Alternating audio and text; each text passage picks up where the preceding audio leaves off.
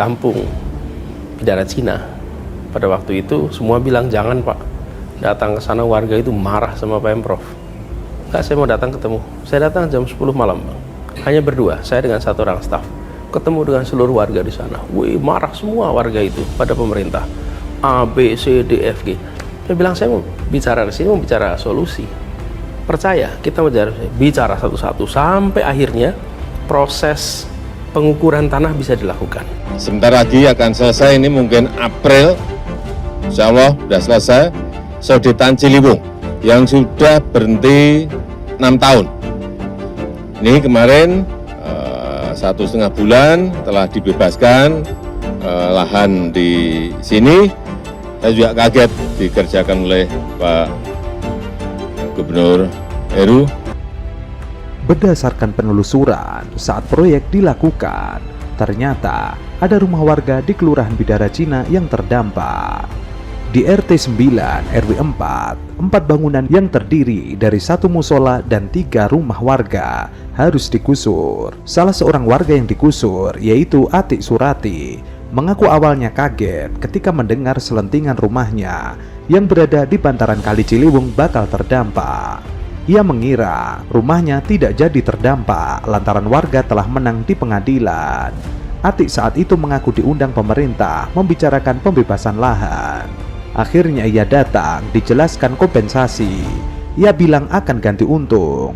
Nanti kalau ada tanaman dan lain-lain dapat kompensasi. Lalu diberikan paparan. Sejak awal ia mengaku tidak menolak untuk digusur untuk proyek tersebut, asalkan mendapatkan kompensasi yang sesuai. Mungkin bukan dirinya saja, mungkin keluarga yang lain juga seperti itu. Dirinya dari punya rumah harus punya rumah. Jangan sampai punya rumah lalu menjadi gembel. Belakangan, uang yang diterima dari ganti untung telah digunakan Ati membeli rumah yang lokasinya tidak jauh dari rumahnya di bantaran Ciliwung yang sudah digusur. Ya kita juga nggak tahu kok tiba-tiba kesini. Nah saya juga nggak kepikir karena kan di dalam peta itu kan rumah saya nggak termasuk dalam proyek Sodetan ini. Ternyata tiba-tiba masuk. Ya jadi saya kan dari bulan ini kalau nggak salah Agustus akhir ya duitnya itu September saya Ngontrak. Saya bayar tanggal 1 September kontrak rumah itu. Dan hari itu juga saya pencairan saya untuk, nah tapi saya menunggu dulu, nggak langsung dapat rumah. Bersyukur iya, ya apapun itu kan namanya kita rezeki, apapun itu kita bersyukur. Tapi saya tetap agak sedih karena kan saya hidup di sini bertetangga bukan setahun 2 tahun, puluhan tahun. Nah, apakah nanti nasib saudara-saudari sini akan sama dengan saya? Mendapat hak yang sama juga seperti saya, itu saya baru sampai hari ini pun saya berpikir itu. Ibu pengen tetap cari rumah di dekat sini. Ia sudah tua, untuk adaptasi dengan lingkungan baru tentu agak sulit. Warga terdampak lainnya yaitu Tukijo juga mengaku mendapat kompensasi sesuai yang diinginkan. Usai rumahnya digusur, Tukijo saat itu masih tinggal mengontrak di RT 09. Namun ia mengaku sudah mendapatkan rumah baru. Namanya program pemerintah Masa Ngeyel. Rumah hancur, duit nggak punya. Kalau dirinya yang penting punya rumah. Program-program yang sudah berjalan dari sebelum saya nih. Contoh, Sodetan Ciliwung tuh yang sering jadi yang Anda tolak itu. Sodetan Ciliwung. Tidak, itu malah kita yang melaksanakan. Sekarang dilaksanakan, katanya Anda abaikan, Anda tidak laksanakan sehingga semua mandek di zaman Anda. Dan Anda tanda kutip dipermalukan, tanda kutip ya. Dengan semua apa yang Anda tidak kerjakan sekarang dikerjakan. Normalisasi Sodetan Ciliwung. Jadi Anda dianggap menghambat upaya untuk mengurangi banjir di Jakarta. Jadi Sodetan Ciliwung itu mandek bertahun-tahun. Ketika saya mulai bertugas di 2017, proyek itu nggak ada statusnya, berhenti. Kemudian saya datang ke kampung Bidara Cina. Pada waktu itu semua bilang jangan Pak, datang ke sana warga itu marah sama Pemprov. Enggak, saya mau datang ketemu. Saya datang jam 10 malam. Hanya berdua, saya dengan satu orang staf. Ketemu dengan seluruh warga di sana. Wih, marah semua warga itu pada pemerintah. A, B, C, D, F, G. Saya bilang, saya mau bicara di sini, mau bicara solusi. Percaya, kita bicara satu-satu sampai akhirnya proses pengukuran tanah bisa dilakukan. Sampai akhirnya proses pembebasan lahan bisa dilakukan. Itu terjadi, Bang, ketika saya bertugas. Dan saya bicara dengan warga. Saya mendatangi warga. Sebelumnya, kalau lurah datang disambut pakai parang, Bang. Boleh dicek gitu. Dan ketika saya datang, mereka nggak sambut dengan parang. Mereka terima gubernur mau datang. Ketemu. Saya nggak bawa aparat sama sekali, cuma berdua. Proses itu kemudian berjalan. Dari situlah kemudian mulai pembangunan itu bisa dilaksanakan.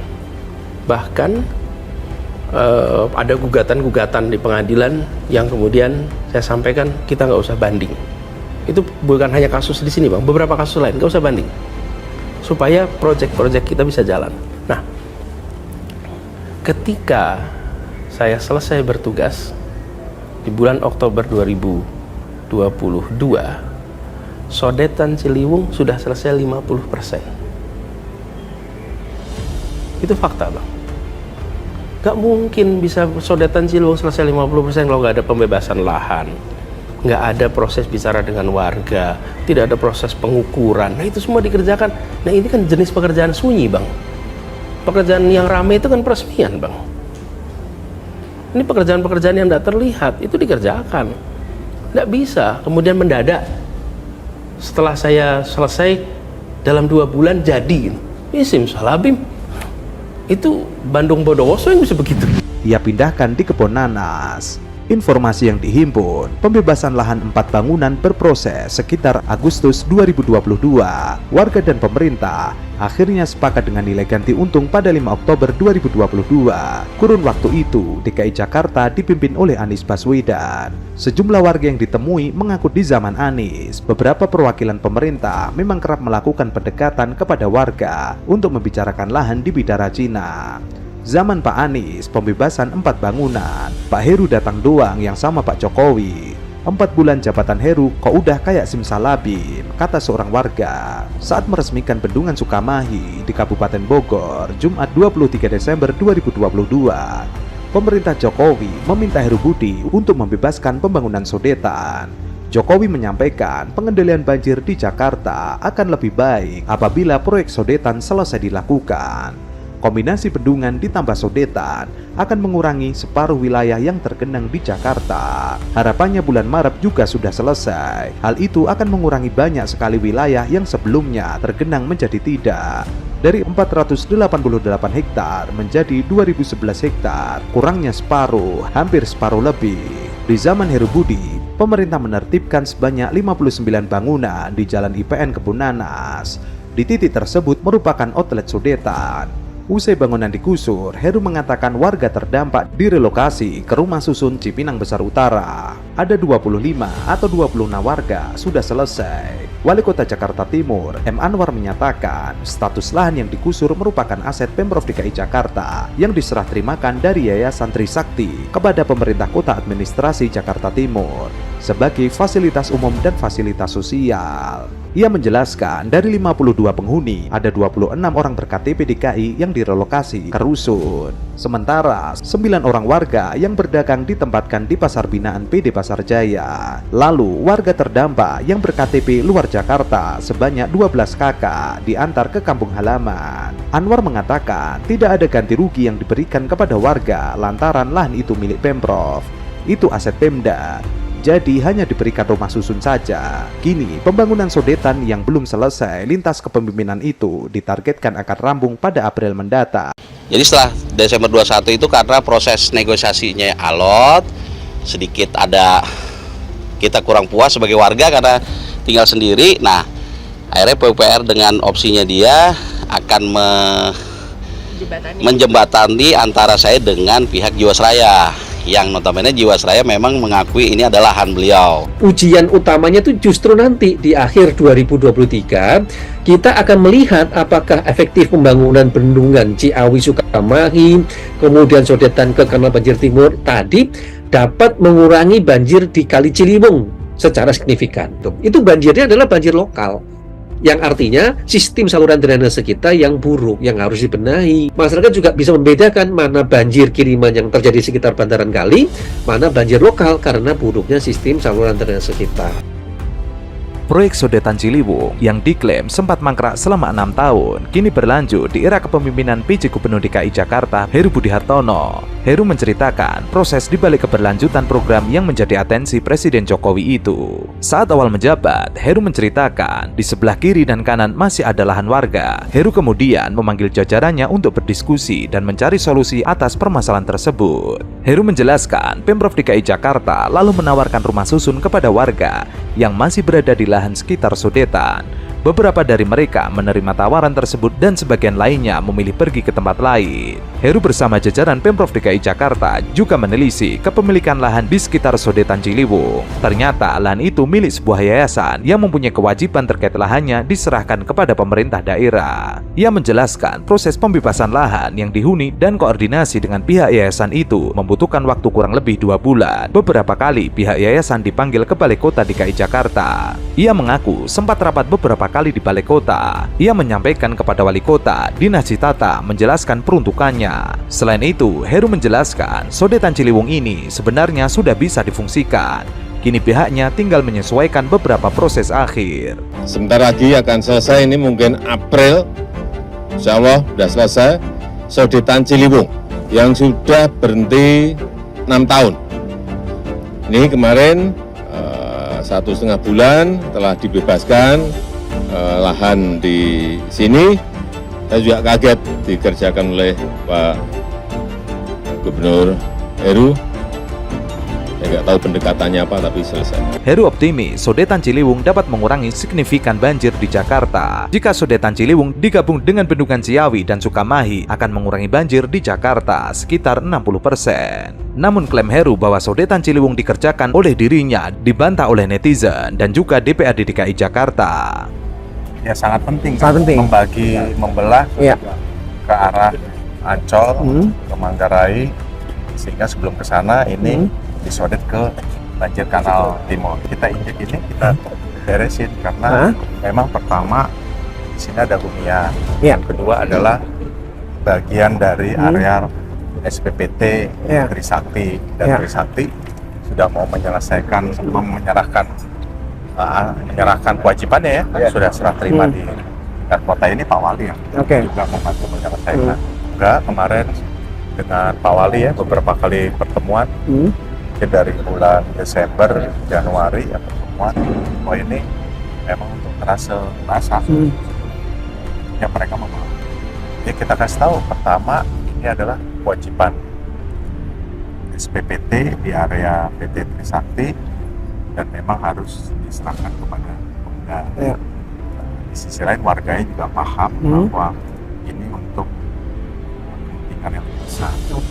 Overall di atas 80%, ya. Yang sudah apa, yang belum apa berarti? Jadi yang penting kan penyambungan tunnelnya ya, itu dari inlet dan outlet itu sudah kemarin kan Pak Presiden udah lihat itu ya. Nah itu udah nyambung. Nah sekarang tinggal pekerjaannya di inletnya itu di sini, perapian normalisasi. Ini kan tadinya sempit ya, ini kan udah dibebaskan oleh Pak Gubernur, Pak Wali di sini ya. Jadi ini sekarang bisa lebih leluasa kita normalisasi di sini. Jadi tinggal di inlet sama di sini di outlet. Untuk diketahui, proyek Sodetan Ciliwung disebut mulai dikerjakan pada tahun 2013. Pada tahun 2015, pembangunan Sodetan disebut telah tuntas sepanjang 650 meter. Pada tahun 2015 pula, muncul polemik pembangunan Sodetan Ciliwung. Masyarakat di Kelurahan Bidara Cina yang terdampak menggugat Pemprov DKI Jakarta. Saat itu, DKI dipimpin oleh Ahok yang menggantikan Jokowi yang menjadi presiden. Lalu, putusan hakim memenangkan warga. Kalau kemarin Sodetan nggak digugat yang Bidara Cina, kita tuh bisa nurunkan kawasan tuh bisa mengurangi 600 kubik per detik yang sudah dialihkan ke. Nanti di Cawang juga ada terlambat buka. Kita lagi bilang sama BPSCC, tolong pintu semua pompa kami yang kendalikan saja. Karena kemarin dia lupa buka, maka Cawang kena.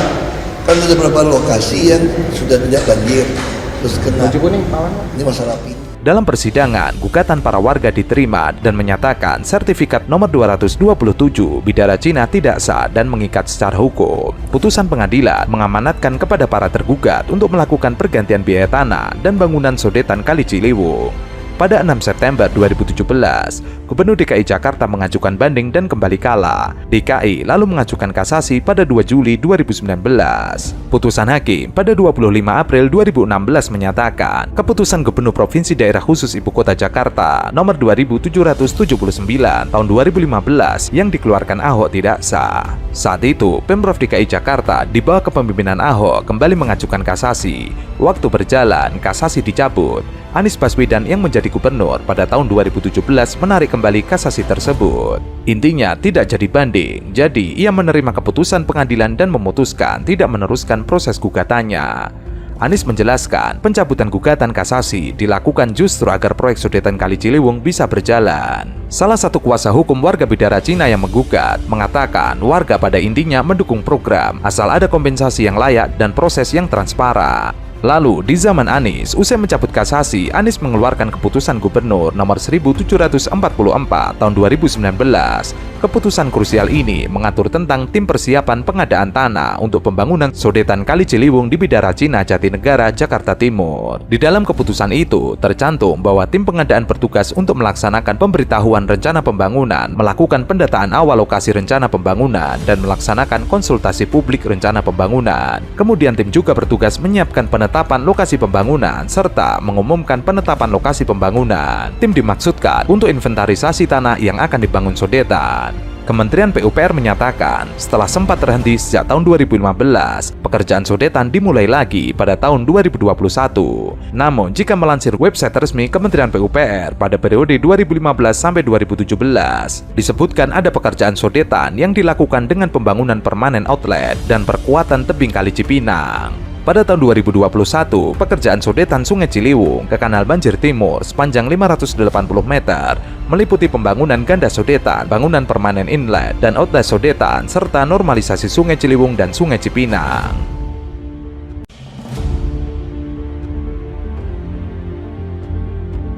Kebijakan pejabat Gubernur DKI Jakarta Heru Budi Hartono melakukan rekayasa lalu lintas di kawasan pertigaan lampu merah Santa, Jakarta Selatan ternyata harus mengorbankan trotoar yang dibangun pada era Gubernur Anies Rashid Baswedan. Jalan di sekitar Pasar Santa yang sebelumnya merupakan trotoar harus dibongkar menjadi jalan raya untuk memfasilitasi kendaraan. PJ Heru yang didampingi Kapolda Metro Jaya Irjen Karyoto meninjau uji coba rekayasa lalu lintas di kawasan Santa pada Jumat kemarin. Di lokasi sudah dilakukan penutupan putar balik di Jalan Walter Monginsidi menuju Tendean. Kebijakan itu merupakan bagian penutupan 32 U-turn di Jakarta yang dicanangkan Dinas Perhubungan DKI Jakarta untuk mengurangi kemacetan dan memperlancar lalu lintas.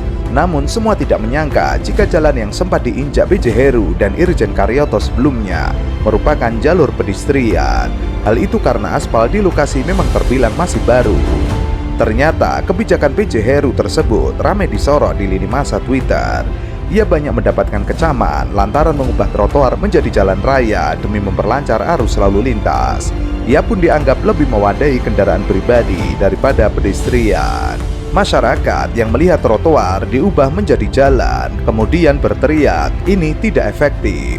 Sementara PJ Heru mengatakan wajar saja jika ada warga yang tidak setuju dengan rekayasa lalu lintas di kawasan Santa. Ya dari 100, satu yang bicara itu biasa, sekarang kita mau untuk kepentingan lebih besar dan untuk yang perorangan. Menurutnya penolakan terjadi karena masyarakat merasa tidak nyaman harus putar arah. Padahal rekayasa lalu lintas justru bisa membuat jalanan lebih lancar jika dibandingkan saat menggunakan lampu lalu lintas seperti sebelumnya. Heru pun meminta Irjen Karyoto memberikan arahan kepada setiap jajaran Polres untuk mencari berbagai titik kemacetan di Jakarta agar dicarikan solusinya. Di sini secara bertahap bisa mengurai kemacetan. Dirinya berharap setiap Polres di Jakarta bisa melihat potensi kepadatan seperti ini, walaupun jalan searah tapi nantinya muter tidak kejauhan. Untuk diketahui, Pemprov DKI Jakarta akan terus membenahi tata kota Jakarta dengan memperbaiki ruas jalan trotoar. Pemprov DKI Jakarta memiliki target menata 10 trotoar di kawasan lain pada tahun 2021 ini.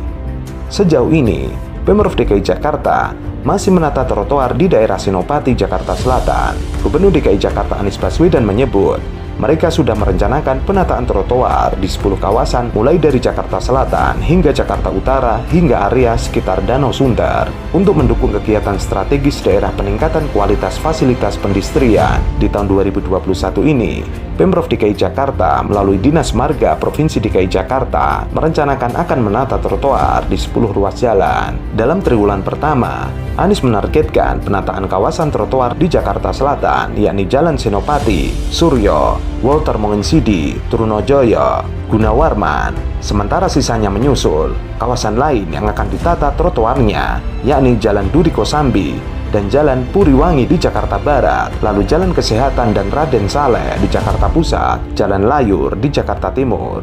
Trotoar itu bisa memiliki fungsi lebih dari satu. Ya, untuk pejalan kaki, tapi juga bisa untuk fungsi-fungsi yang lain. Dan itu sudah diatur dalam Peraturan Menteri PUPR. Dan jangan sampai kita berpandangan bahwa trotoar harus steril dari PKL. Trotoar hanya untuk pejalan kaki, tidak. Jadi kita bedah dulu semua aturannya, ya. Kalau publik nanti melihat bahwa ini adalah sisi positifnya dan regulasinya sudah disampaikan ke publik, pasti publik menerima. Tapi ketika ada regulasi yang masih tumpang tindih, ya harus juga kita ajarkan masyarakat untuk lebih taat aturan. Jadi bukan mengajarkan masyarakat untuk tidak taat aturan. Itu yang paling penting dari koalisi pejalan kaki. Selain itu, Anies Baswedan juga membangun jalur sepeda yang belakangan para pengkritiknya akhirnya memuji Anies Baswedan karena jalur sepeda ternyata memberikan efek positif kepada diri mereka. Namun, anggota fraksi PDI Perjuangan DPRD DKI Jakarta Gilbert Simanjuntak mengkritik langkah Gubernur Anies Baswedan yang membuat jalur sepeda permanen di Jalan Sudirman Tamrin. Baginya, pembuatan jalur sepeda permanen dan pelebaran trotoar telah membuat jalur motor dan mobil semakin sempit. Jalur sepeda permanen diketahui menggunakan badan jalan selebar 2 meter, padahal jalur sepeda banyak yang tidak dilalui sepeda dengan jumlah cukup dan sebagian besar jadi jalur sepeda motor dan parkir mobil. Penambahan jalur sepeda permanen itu menambah penggunaan badan jalan yang sebelumnya juga telah dipakai untuk pelebaran trotoar. Di sisi lain, Jaklingko belum berjalan optimal. Menurutnya, angkutan massal seharusnya ditingkatkan terlebih dahulu sebelum membuat jalur sepeda dan memperlebar trotoar. Sebaiknya, angkutan massal yang ditingkatkan terlebih dahulu dengan menambah jumlah armada, frekuensi, ketepatan waktu, dan jumlah jalur agar mencapai seluruh daerah di Jakarta. Ketua Koalisi Pejalan Kaki, Alfred Sitorus, menanggapi dengan sinis pernyataan Gilbert tersebut. "Saya mau bilang aja, lu lebih sering aja jalan kaki biar kaki lu difungsiin. Itu jawaban saya buat si anggota DPRD itu," kata Alfred. Menurut Alfred, kritikan Gilbert itu perspektif orang yang setiap hari menggunakan mobil. Alfred menyebut, Gilbert adalah orang yang jarang jalan kaki di trotoar, makanya dia bilang trotoar jarang terpakai. Sebelumnya, pemerintah Provinsi DKI Jakarta membuat jalur sepeda permanen di sepanjang Jalan Sudirman Tamrin. Pembatas berupa planter box yang terbuat dari beton mulai dipasang di lokasi itu. Gubernur Anies dalam unggahan di akun Facebooknya yang telah terverifikasi mengatakan jalur sepeda Sudirman Tamrin sedang dalam proses pembangunan. Jalur sepeda permanen akan dibuat sepanjang 11,2 km dengan lebar 2 meter. Pengerjaannya ditargetkan rampung pada akhir Maret ini. Pemprov DKI Jakarta menargetkan membangun sepanjang 578,8 km jalur sepeda di ibu kota.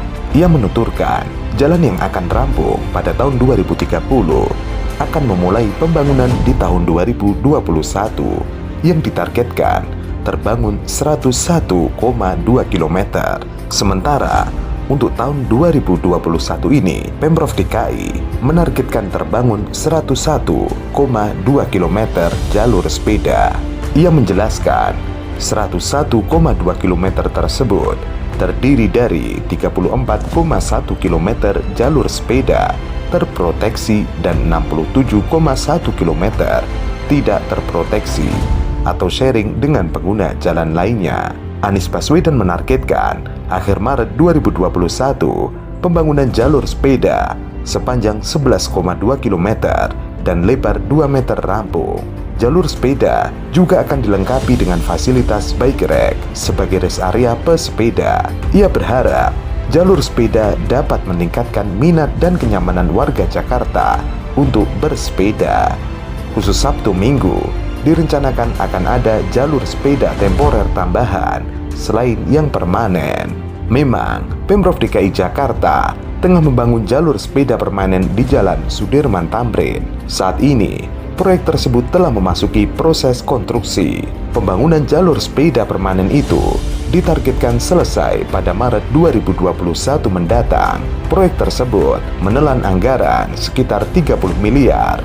Saat ini sudah dalam proses konstruksi dan diharapkan selesai pada bulan Maret. Anggarannya sekitar 30 miliar, kata Syafrin, Kepala Dinas Perhubungan DKI Jakarta. Anggaran yang digunakan untuk membangun jalur sepeda permanen sepanjang 11,2 km tidak menggunakan APBD DKI Jakarta, tetapi dari kompensasi pihak ketiga. Pemprov DKI Jakarta memang memprioritaskan penggunaan sepeda dan pejalan kaki sebagai pengendalian mobilitas warga selama pembatasan sosial berskala besar atau transisi. Aturan tersebut dijelaskan dalam Peraturan Gubernur Nomor 51 Tahun 2020 yang kemudian diturunkan lebih rinci dalam SK Kepala Dinas Perhubungan DKI Jakarta Nomor 105 Tahun 2020. Oleh karena itu, Dinas Perhubungan DKI Jakarta telah menyiapkan jalur khusus sepeda sepanjang 14 km selama PSBB transisi. Jalur sepeda dinamakan jalur sepeda sementara atau pop-up bike lane yang berada di sepanjang Jalan Jenderal Sudirman dan Jalan MH Tamrin untuk kedua arahnya. Pop-up bike lane mengambil jalur kendaraan bermotor dengan dibatasi traffic cone. Awalnya, jalur pesepeda ditempatkan di trotoar di sepanjang Jalan Jenderal Sudirman dan Jalan MH Tamrin. Kemudian, Pemprov DKI Jakarta memutuskan memisahkan jalur pesepeda dan pejalan kaki guna mencegah penularan COVID-19.